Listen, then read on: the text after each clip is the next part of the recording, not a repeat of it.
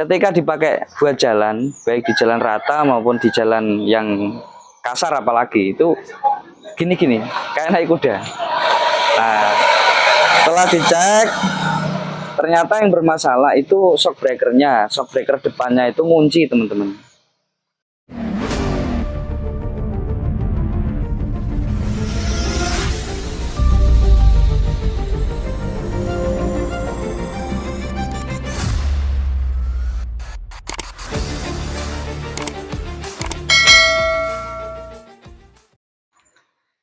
Assalamualaikum warahmatullahi wabarakatuh. Sahabat channel UT Auto Garage dimanapun berada.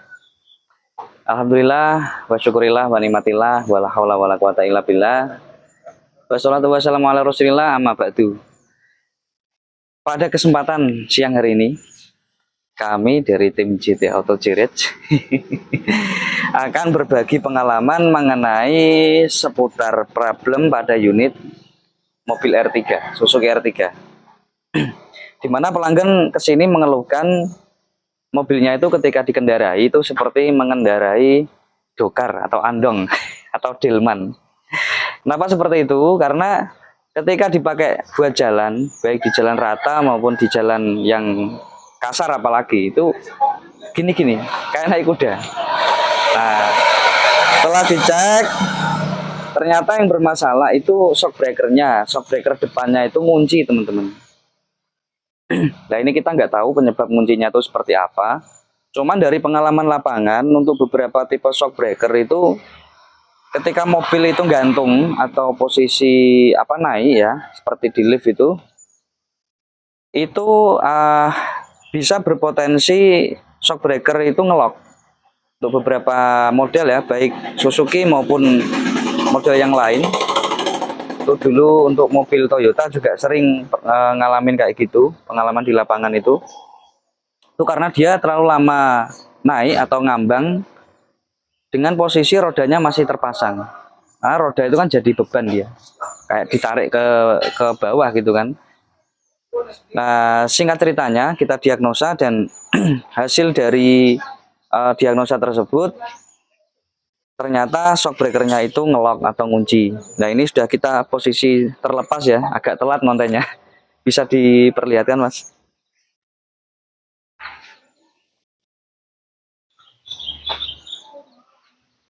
Ya, ini sudah kita lepas ya.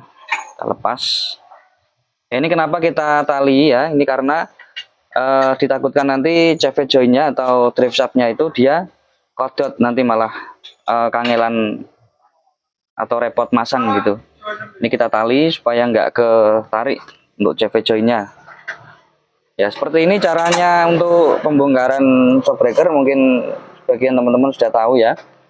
Di ini untuk bagian kaki-kaki ini yang dilepas, ini link stabilizer, terus baut untuk kedua shock breakernya yang terikat dengan knuckle armnya ini ada dua ya. Terus ini baut untuk selang fleksibel rem, dan terus ini teman-teman, ini kabel untuk sensor ABS atau speed sensor di depan kanan ya. Ya, ini yang perlu diperhatikan teman-teman. Sebelum melepas shock breaker, dipastikan untuk melepas kabel sensor ini terlebih dahulu. Jadi ditakutkan nanti kalau lupa ndak dilepas, nanti ketarik-tarik malah putus, kabelnya putus di dalam, malah terjadi problem yang tidak seharusnya. Tuh. Terus untuk yang bagian atas ini dilepas untuk kowelnya ya, karena tidak bisa langsung, karena baut supportnya ini dia tertutup dengan kowel mesin atau ini sudah dilepas posisinya. Barangnya itu bisa di shoot.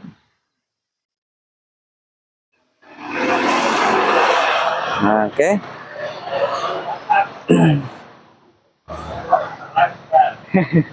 Oke, kembali ke laptop. Nah, ini ada proses pemasangan ya, Mas ya? Iya, Pak. Nah, ini proses pemasangannya bisa diperlihatkan teman-teman. Terus untuk yang masih perakitan tadi itu di sana, teman-teman bisa dilihat ya. Ya, ini Ini bekasnya tadi.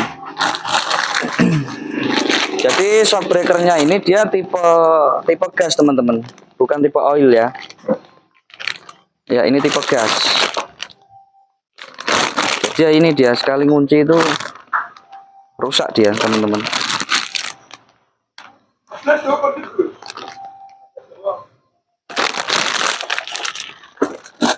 Oke, ini yang kanan apa yang kiri?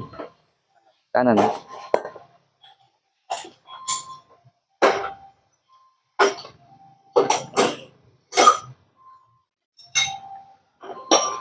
Jadi dia nggak bisa ini, nggak bisa ditarik, nggak bisa kembali dia.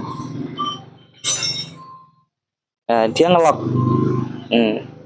nggak bisa kembali. Nah, makanya keras, bisa kembali.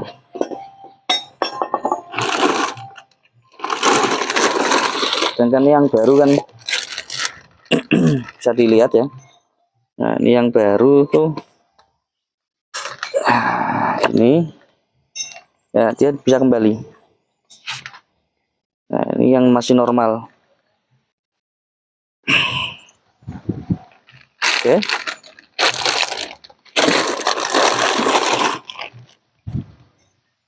Ini ya tadi nggak bisa kunci dia. Oke. Jangan kemana-mana, pantengin terus channel dari kami JT Auto Garage, berbagi informasi dan pengalaman mengenai seputar dunia perbengkelan. Jadi kalau dilihat dari kilometernya mobil ini itu sebenarnya belum terlalu tinggi ya, sekitar berapa kemarin mas? Sekitar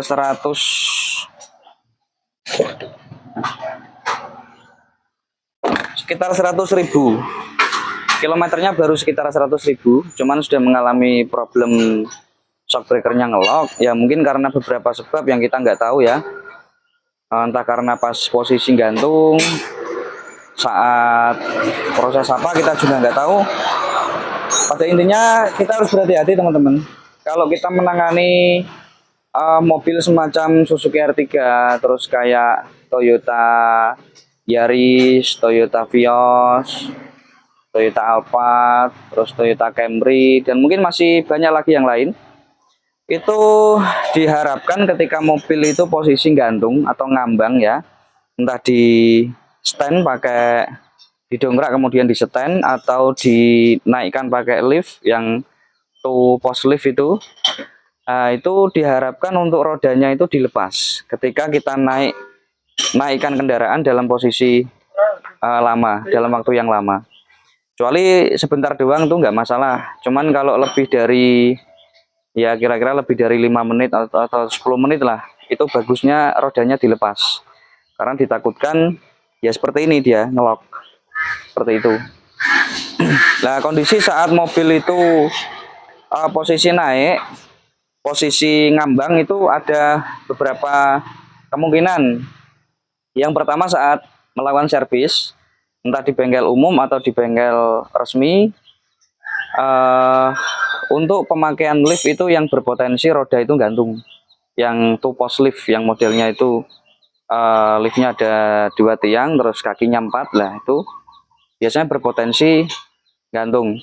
Atau pada saat dilakukan pencucian mobil di bengkel cuci mungkin, nah itu perlu diperhatikan. Kalau sekiranya sahabat-sahabat semuanya takut shock breakernya ngelok, ya mending minta jangan digantung atau pakai lift yang modelnya nggak seperti itu, yang modelnya keempat roda itu dia ikut keangkat ya, seperti itu. Jadi intinya seperti itu teman-teman. Teman-teman sendiri yang bisa mengantisipasi, ibaratnya sedia payung sebelum hujan, karena lumayan juga untuk harga shock breakernya untuk Suzuki R3 ini. Mungkin harga orinya untuk 1 bijinya itu sama dengan 2 biji shock breaker ori punya Toyota Innova, kira-kira segitulah. Oke Terima kasih sudah menyimak tayangan video dari kami. Jangan kemana-mana, pantengin terus. Yang belum subscribe, jangan lupa subscribe, like, komen, dan bagikan informasi ini atau link video ini ke teman-teman sahabat semuanya jika dirasa bermanfaat. Wabillahi taufiq wal hidayah. Wassalamualaikum warahmatullahi wabarakatuh. Salam otomotif.